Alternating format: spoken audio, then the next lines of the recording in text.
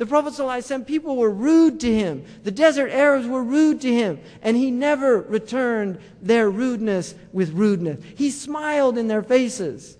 He returned their bad manners with good character. And this is what he taught us to do with people. And we have to, it's mujahada, we have to struggle. The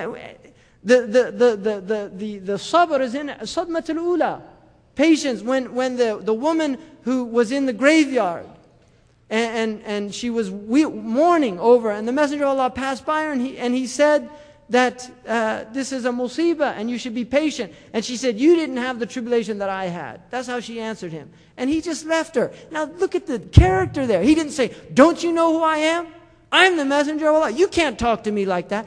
He didn't say that. He saw she was musab. She was in tribulation. He left her to be in her tribulation. He gave her nasiha and she didn't accept it, but he recognized her psychological state. She was in a state that it was not useful or beneficial to continue with her, and so he left her. This is wisdom. This is hikmah. And then he went to his house and somebody came by and he said, don't you know who that was? That was the Messenger of Allah. Suddenly remorse entered her heart. Astaghfirullah. And she went to his house and knocked on the door. Ya Rasulullah, I didn't know it was you. And the Messenger of Allah said, patience is in the first calamity, when the first thing hits. That's when, in other words, when the calamity hits, patience that Allah wants is at that point. That's the point Allah does not want you to lose control.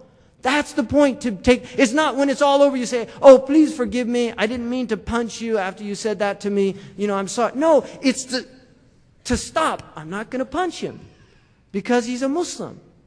Right? I'm not going to do that. I'm not going to engage. And that is mujahada. That is learning to suppress the nafs for the sake of Allah subhanahu wa ta'ala. Because we're here for Allah. We're not here for, and this is ikhlas, to do it for Allah's sake.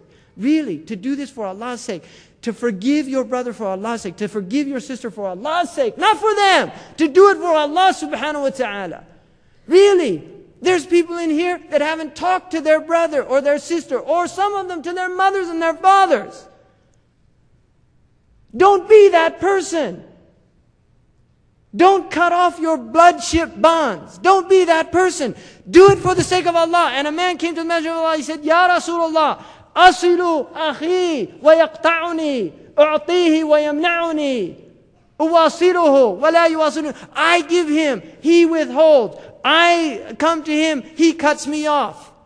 What should I do? He said, that is Sidat al-Rahm, that what you're doing is the right thing, and continue to do it even though he's cutting you off. That's Islam. That's Islam. And it's hard. Don't think this is an easy religion.